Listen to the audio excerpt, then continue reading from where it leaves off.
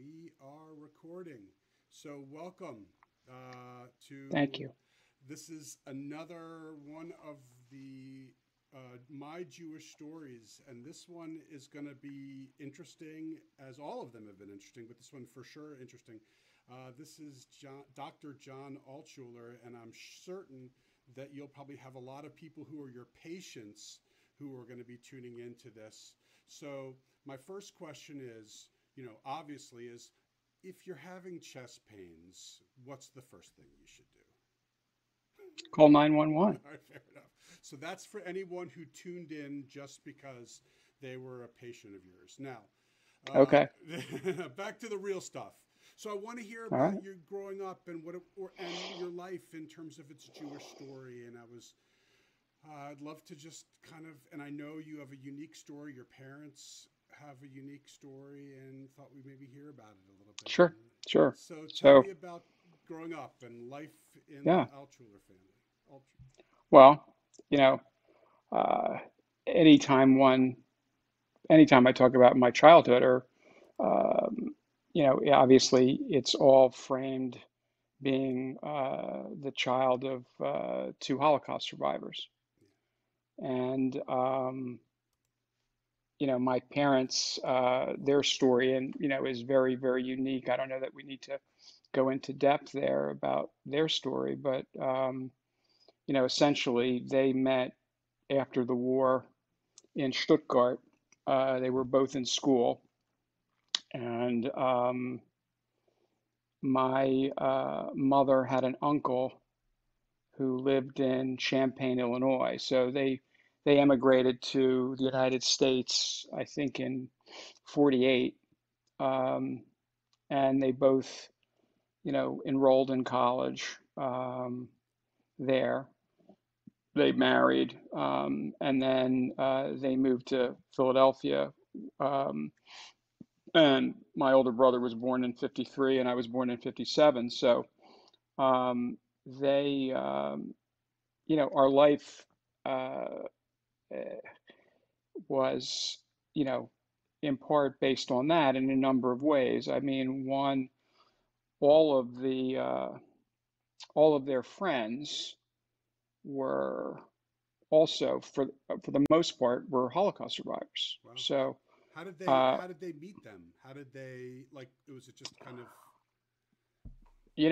Jewish mafia, I right? guess. I mean, you tend to, um, like many immigrants, you find, people with similar backgrounds and similar stories, and You hear accents, that's, someone's speaking with an accent and you're like, "Oh, for yeah, sure." Right. yeah. So, and both of my parents were um, academics. My father was a biochemist, and my mother was a PhD organic chemist. So, they everything that they built in their lives after having everything destroyed was all related to, you know, school, academics, academic achievement. And so one can well imagine that was the currency of our family was uh, academics. Right. And, you know, good, bad, or indifferent, it was what was expected. It was not necessarily, you didn't get a lot of attaboys because it was what was expected. Right. That's And and the other odd thing is, my mother's parents survived. My father's parents did not. He lost all of his family except one brother. My mother was an only child, and her parents survived. So her parents lived with us,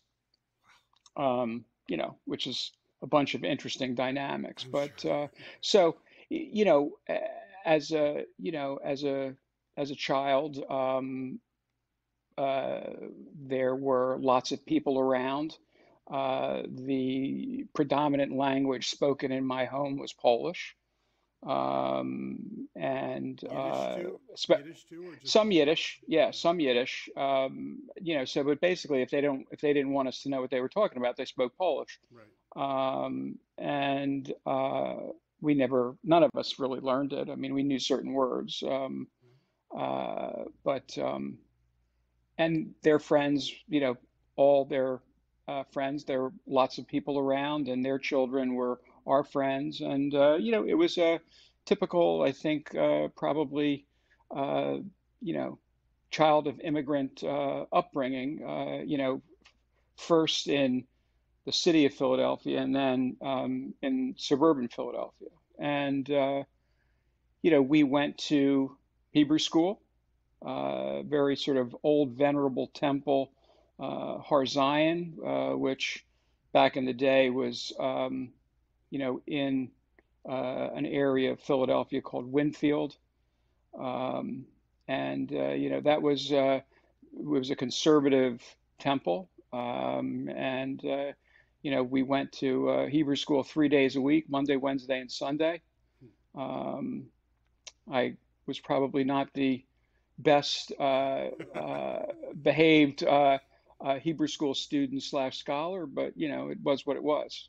Did your parents see Jewish education as something which was equal or equally important as secular education, or was it?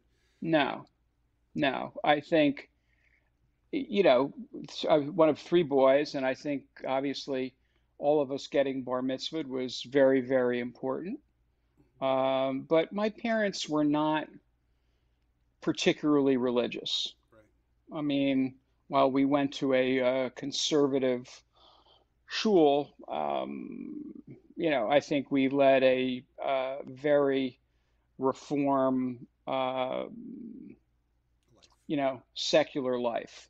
Um, Do you think any of my that had to parents, do with? Do you think anything had to do with their experiences in the Holocaust, or do you think? yeah, I think that they just, look, to frankly, for them, you know, their entire lives, even after they made their lives in the United States, they lived in a survival mode.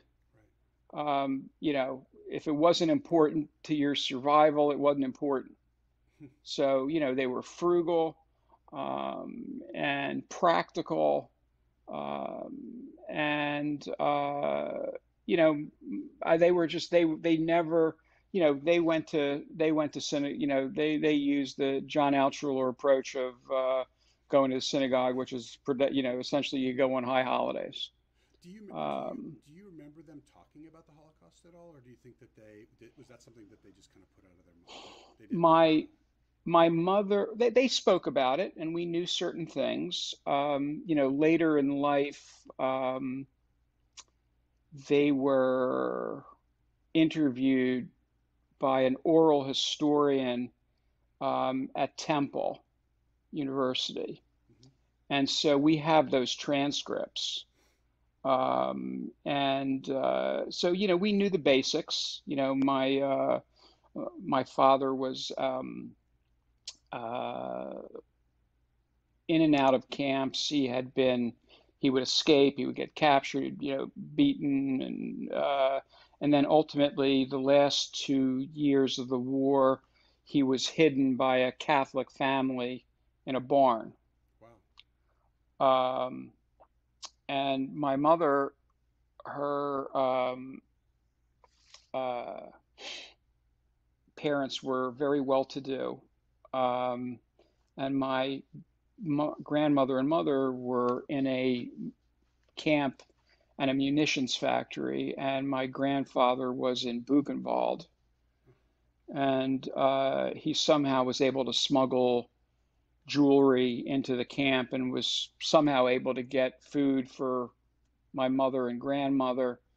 And My mother and grandmother were liberated in 45. They went back to their home in Lodz, which is now Woj. And my grandfather, 6 months later, showed up. They had no idea whether he was alive or not. Oh my God. Um, look, I think that, And your parents were those are, roughly how old at this point when they were there? My mother was from 11 to 15, my father 15 to 18. Right. I see. I see. Um, So no, but they experienced it as adults, essentially. I mean, yeah, yeah, yeah. At, and yeah, look, I mean, there was, it's hard to even fathom, I think, the level of what the trauma was. right, Um, yeah, and back those days, that people didn't really talk too much about that, right, that aspect of right, things. And obviously, there's a huge amount of literature on, children of survivors as well. right. And we're I think we're generally pretty a pretty effed up bunch, I but agree. I mean, yeah, for good reason.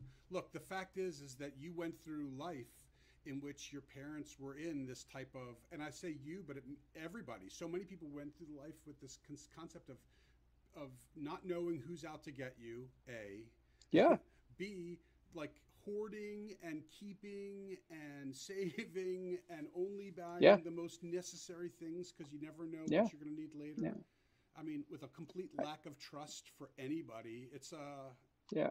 you can only Yeah, imagine. I always tell the story that, my parents were, you know, again, especially, as long as you were doing well in school, everything was okay. As I like to say, you know, you could rob a bank, but if I got an A in organic chemistry, I mean, that'd be all right. But so they were pretty liberal. They were pretty liberal with us, and so if I told them I was going out and I was going to be home at 2 a.m., that was fine. If I told them I was going out and I was going to be home at 10 and 10:30 came around and I wasn't home, they started to lose it just as you just they needed because, to know where you their were. world was people left and never came back. Yeah, Uh, so it was, look, it was what it was. I mean, and obviously it in many respects shaped me both positively and negatively right, as to who I am today. yeah. Um, you know, So let's but go back. Okay. I was going to say go back to the synagogue stuff for a minute. So you became a bar mitzvah. You went to Hebrew school yes, 3 times a week. Your parents basically knew that that was something that they needed to do. Do you remember what right. it was like at your bar mitzvah? Do you remember the? It's interesting. I do, and so that old um, Zion synagogue, which I think is now a Baptist church, um, it was a beautiful, large sanctuary, and it was Rabbi Volpe and Cantor Wall. And I don't. I remember stuff about the party, but I vividly remember, chanting my Haftorah.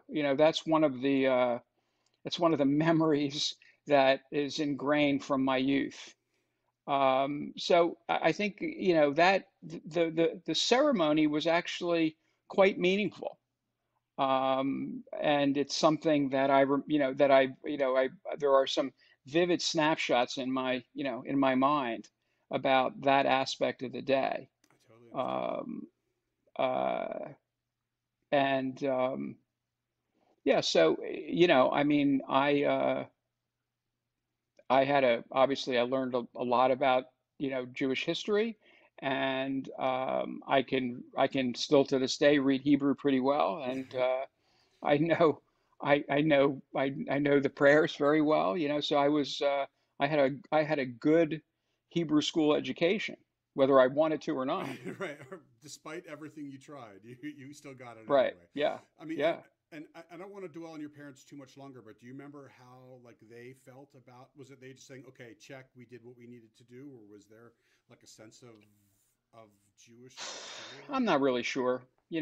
I don't really know. Again, you know, they, again, it was very different back then Right, than it is in this generation and in let's say my children's generation. right. Like for example, I mean, there are no pictures of my bar mitzvah.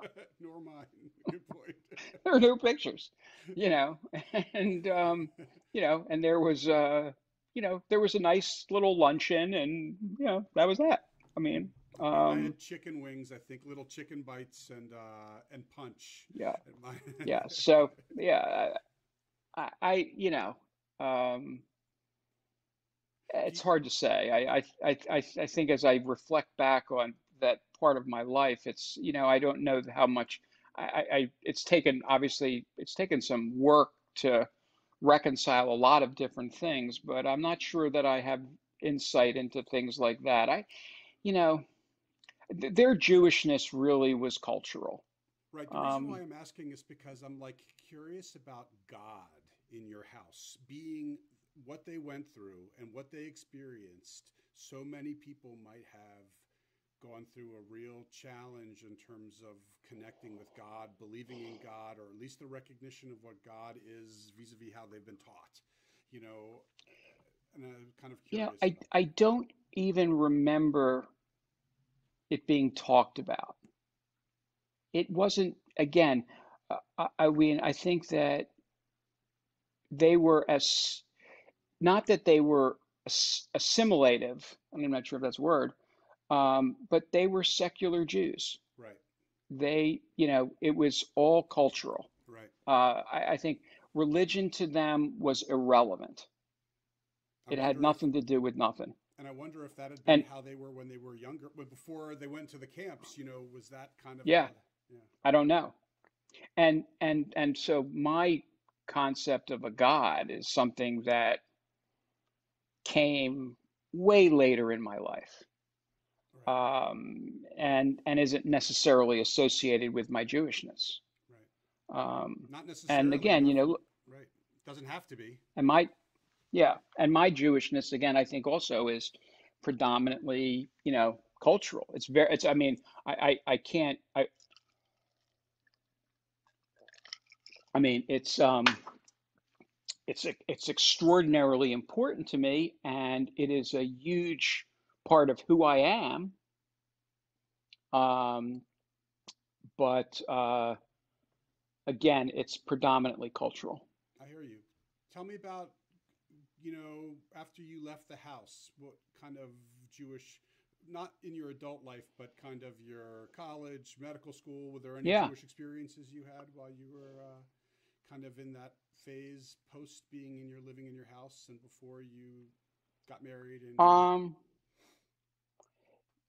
I honestly would say that there was probably a hiatus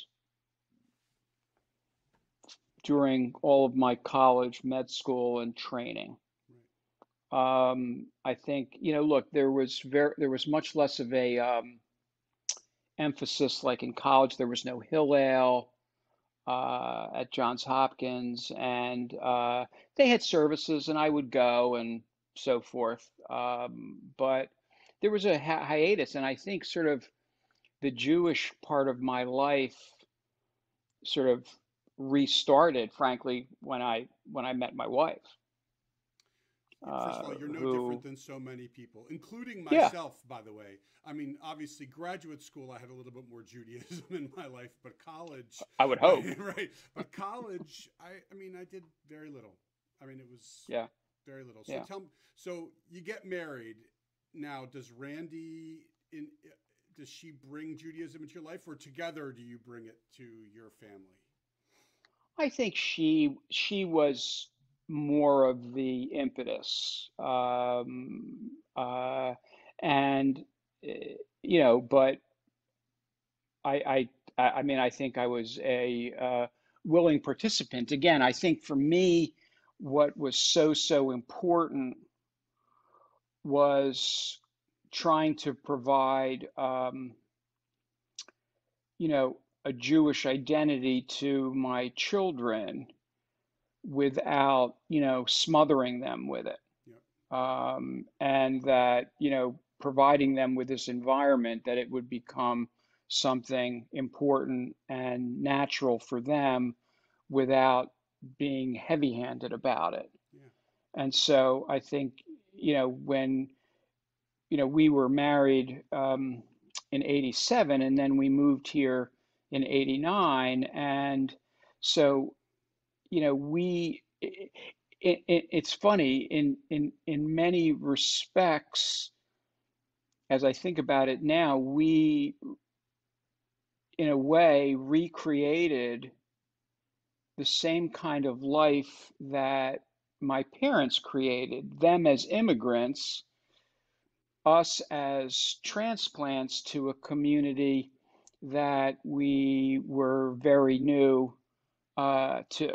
And so we met a series of Jewish couples with young children. Um, and, we all grew up together, 5 or 6 families, and we did holidays together, and we all joined the temple. Uh, and so there was, and look, I think part of it is that there is a comfort level. There has always been a comfort level in in other Jewish people. And it's not like that's no, it's not like they're our only friends are Jews, but there's always seems to be, whatever that is, that's something. There's an attraction, and as I said, a comfort level. Yeah. So when we came here, there were, the Goldmans, the Goldsteins, the Handelsmans, the Plavners, and we all had young kids. We all joined the temple, and yeah, we all hung out together. Um, Those families built it. I mean, really, well, like, obviously you didn't literally, but on many levels, the foundations of this synagogue are built upon the names that you just mentioned right there. yeah, perhaps, yes. I mean, there were a lot of people that were very involved. Oh yeah, Other names, Doug Fox, and sure. again, the Anthonys, and but again, all so those were our, that was our community, um, and so in that respect, it was easy to facilitate our kids having a Jewish life. I mean, and it's interesting. Both of my wife and I, we both came from communities and environments where, you know, I mean, 50% of my public high school was probably Jewish, Right. And here and it's 5% at best. right. And so, um, so when you live in Anne Arundel County, it's different than living on the main line, or in Rockland County, New York. Right. You have to work So harder at make creating the yeah, Jewish community that you yes, need. And yeah. but once you get it, it's much richer because it's a real deep, it's not just taken for granted, but it's deeply Yeah, appreciated. perhaps I don't know if it's richer or not, but certainly for us it was quite rich. And the relationships that we formed back then are still going strong today. This is 30 years later. Tell me some of the. And so as be I would keep going. I'm sorry for interrupting you. so whereas before we would be celebrating brisses and baby namings and bar and bat mitzvahs, it's now weddings, And baby and namings for your brisses of grandchildren. of the of grandchildren. So and it's there's such a joy in that. Um, and again, I think that's one of the wonderful things about the Jewish community in Annapolis and at Temple Beth Shalom. It's interesting, and at this time, I mean, there's all these younger families, and I don't profess to know a lot of them, Hmm. but I'm sure that many of them are forging the same kind of experience in lives that with their own peer group and age-related peer group that we did. I hope so. It would be Yeah. great if they did. I don't know. Tell me about. Let's. I mean, you have, as you say, 30 years plus of experience here at Temple Beth Shalom. Like, what are some of the stories that stick out to you, the memories of the synagogue? And I know you have probably a fair number of amusing ones. I'm sure you've got a fair number of ugly stories also from this place. But are there any stories that stick out to you about Temple Beth Shalom over the years? Um, well, I think one of the great stories. This was still in the old building, and I think it was uh, Eric Handelsman, perhaps, who was being bar mitzvahed, and it was the families up on the bima, and Wait, hold on. And just for a little Heidi's perspective, Eric is married, and his we had a baby naming for his kid exactly, uh, just exactly, about a few weeks ago. So that's just to give you a yeah, perspective of what's been going on right, here. yeah. So I think it was kind of hot, and Heidi's brother, David, I think it's David, yeah, Heidi's brother, um, passed out. You know, he The air went to conditioning ground. wasn't working. Yeah, and so, you know, in unison, you know, four of us or five of us stood up, the physicians in the room, um, plus, um, uh, plus Bruce Goldman, the veterinarian. I mean, I think, we just wanted to, I think he wanted to get the hell out of the building. And we just, and we took him across the street to Victor's office. We checked him out. We got an EKG. Everything was fine, and we came back. Back, and he's So that's and there for the Oneg Shabbat. well, hey, you don't, you may miss a trick, but you don't want to miss a meal. That's right. Um, so that's a funny one. And my both of my kids were bar mitzvahed, one in a trailer and one in a tent. Right. And I I think Josh was in the tent and and Elise in the trailer. right. And Joe Foreman did Josh's, and you did Elise's, and so you know it, it again, I have vivid memories of their bar and bat mitzvahs, and the fact the surrounding has little or nothing to do with the memory. It's just the whole experience, and you know the structure really ultimately was irrelevant. Yeah. Um, and so I really you know I think the the the original story I told is probably the funniest one, and a lot of people know. And then look, I mean, everything when the roof caved in on the synagogue, and having I think one of the low points, I'll say that, was going to high holiday services at St. Andrews on the Bay. Right. And our former rabbi, speaking, his sermon lasting well over an hour. Um, Jeez. that was a tough one, No. and I absolutely got up and walked out. Um, uh, you know, while the structure never bothered me, I think that having going to services in a church, I found difficult. It was hard. Yeah. I can imagine. I remember when I first arrived and I was confronted with the same discussion, which was, do we want to do it in our trailer, or do we want to do high holidays at the church? And it took me about 1 second to say, we're Yeah, piling into this trailer, even if we're pouring out of the sides, because I can't be in a church. But sometimes, but back then, I seem to remember the old sanctuary was smaller in terms of it capacity was than the quite trailer small. anyway. So Yeah, it was quite small. tell me about, Look, I know about Randy's connection to the state of Israel, but you obviously do also. Tell me about when, traveling to Israel and your connection with Yeah, Israel.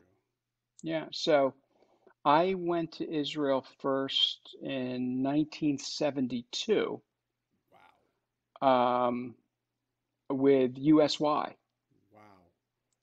for 8 weeks. Wow. And, so this was, you know, not too, not too far after the 67 war. Right. Um, Just and before the I Yom have, Kippur War. yeah, and I have family. I had a lot more back then in Israel. And I was able to see many, many people, some for the only time that I ever saw them in my lives, some of my parents' first cousins and stuff. Um, and it was a great trip. I mean, we spent a week at the dig on the southern wall of the temple, which was relatively early on, Yeah. and we spent a week at Sde Boker, which was Ben Ben Gurion. Gurion's Yeah. Kibbutz. his kibbutz, and just went everywhere, Yeah. and so that that was a very conservative trip, and so you know we we did the Birkat Hamazon after every meal, and we were encouraged to put on tefillin, Oh my God. um, and so that was interesting. Oh my God. Um, and then we didn't go back till I guess right before Josh's bar mitzvah. So um, that was 18 years ago, and we took the kids um, and we have this relationship with one of my cousins that that's sort of we're quite close to, and in typical fashion, Randy sort of keeps the glue together. It's my cousin, but so this is the daughter of my grandmother's mother, and they have a bunch of they have 4 children and a lot of grandchildren, and so we still keep close ties. I mean, we were actually thinking about going this summer, and but we'll we'll Right. we'll go back soon. Wait, so this is Um, part of the generation of your grandmother, is what you're saying? well, Right. this is sort of my contemporary. Um, so this is the granddaughter of my mother's sister. Oh, okay. Um, I see. yeah, yeah. So her mother, Karen's mother, was my mom's first cousin, and I see. my mother's family was a very close-knit family in Poland. I see. Um, Do you uh, remember your grandmother talking about her when she was living in the house? I mean, yes, I certainly have a lot of vivid memories about my grandmother. The greatest line of all time from my grandmother, which she used to say to me all the time, is Johnny, never trust the goyim. oh God. Uh, I mean that. So if you want to if you want a sense as to what it was like living in my house, Right. I mean my my my grandparents were a tad bitter. Uh, Right.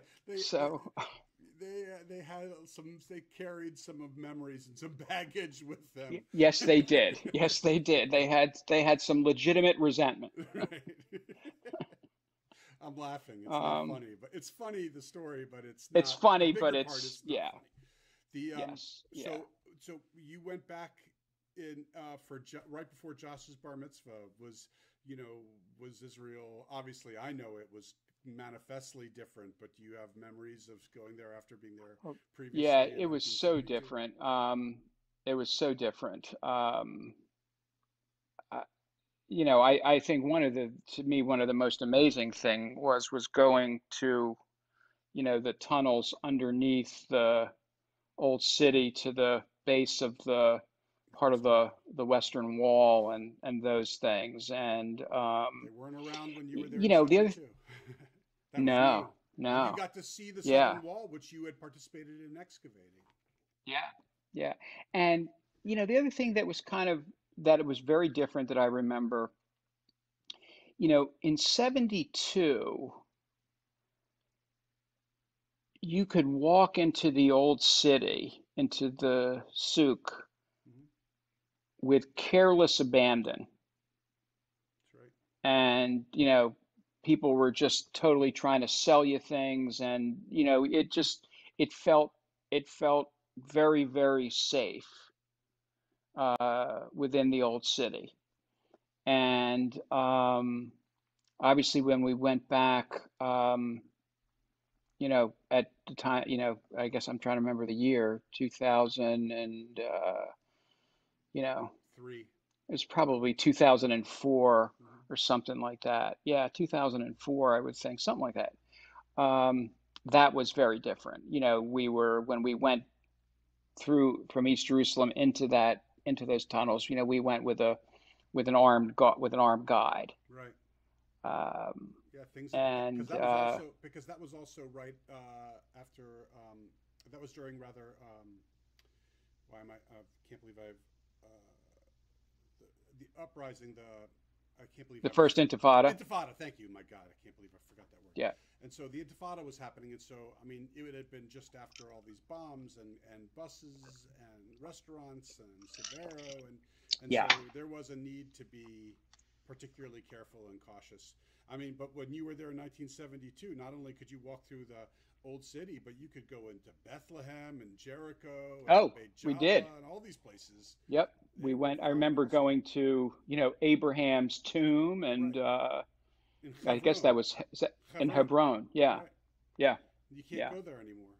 That's I mean No, all off. I remember when I was a yeah, student, I walked to Bethlehem from Jerusalem just on Christmas as it's kind of to see what that to be part sure. of that experience. You can't do that Yeah, anymore. No one can do that. right. So yeah, Israel is like I know that's played an important part in your life, and I know that Randy has certainly made it even stronger part, but it was certainly Right. there long before Yeah. Well, Randy. Randy's been there dozens of times. So, that was really sort of where their family went in the summer when she was growing up. Right. Um, and Less. while they didn't have family there, they had lots of friends. Right. Right. Um, and The she remains friends with some of the children. And so, yeah, I mean, I find that, I'm retiring at the end of the year, and we have a strong yearning to go back. yeah, yeah, something as you get older, and I'm not suggesting you're old, but as we get older, that some of the things that are important to us start to crystallize as okay. I want to Yep. focus on these things and not necessarily on those things. Totally. Hmm. And yeah, so you know, tell me, are there any stories or is there any elements of your Jewish experience that I'm not paying attention to that I've made this mistake in which I've had these talks with people and then after the fact they've called me and said, we never talked about this, we never talked about that. So I don't want to forget anything. No, I think that I think we've covered it. Uh, I uh, I think I would say also that, and not, I don't know if this is really, my Jewish upbringing, but, look, again, many lessons to be learned from my parents' life and my parents' experience. And, some of them positive, some of them not positive. You know, they, uh, they sacrificed everything, um, you know, for the future. Right. So I've learned, I think, that living in the present is very, very important. Um, I think that the other things from them that I got, and again, I think that this is that ghetto mentality, which actually I think have been very, very positive, are, one, living below your means, and their incredible reliance and reverence, I think is a better word, for education, is something that that probably may be the most held thing that I have, and certainly, in encouraging my children in their education and facilitating it as my parents did for us, is something that, I think about as their legacy. And, we have a scholarship fund in their name, um, uh, where both my brother and I went to medical school, and actually where Josh went to medical school also. So, that will live on. Yep. Uh, um, and yeah, that's about it. You know, what all this so much of this conversation though is communicates, about ultimately the Jewish heart that like. Judaism is at the core of who you are, whether it's manifested by Absolutely. my going to shul on Fridays every week or not. That's not Yep. what we're. That's just one element of being Jewish is going to Yep. services. But what Yep. it's It is my core. it's at your core who you are. I mean, Absolutely. and I think about even like the joke that we had, a couple weeks back, which we were talking about. It doesn't need to be specifically what it is because I don't want to talk about that specific. But the point was, you had said, "Oh, all you have to do is just reference Rabbi Gamliel and Rabbi Joshua and Rabbi Akiva and Eliezer." And Oh the yeah. point was that you were just throwing out these fun names. Now, granted, you joke about it as, "Oh, you remember them because from the Passover Seder," but the fact is that you're throwing around these old ancient rabbis because it's just part of at your core of who you are as an Yeah. individual, Yeah. and uh, and Absolutely. and that's such a and it's yeah, it's inspiring and meaningful. And so, Thank hey, you. listen, I really appreciate you taking the time to Sure. talk. This is going to be I want to make one comment. yep. Not one F bomb the entire time. I know. Trust me. I'm my fingernails are at. I mean, And how great is medication? What? that's right. This is all going to be on YouTube. I was worried if I was going to have to like put an Right. age A limit on it, sensor. right? Yeah. Yeah. Yeah. But Yeah. so this is going to be on YouTube, and we're going to send out this to the congregation, saying to invite them to watch it. And I'm Yeah. going to stop the recording right now, but want to tell you how much I Okay. appreciate you being on the call with me. My absolute pleasure. This has been a lot of fun.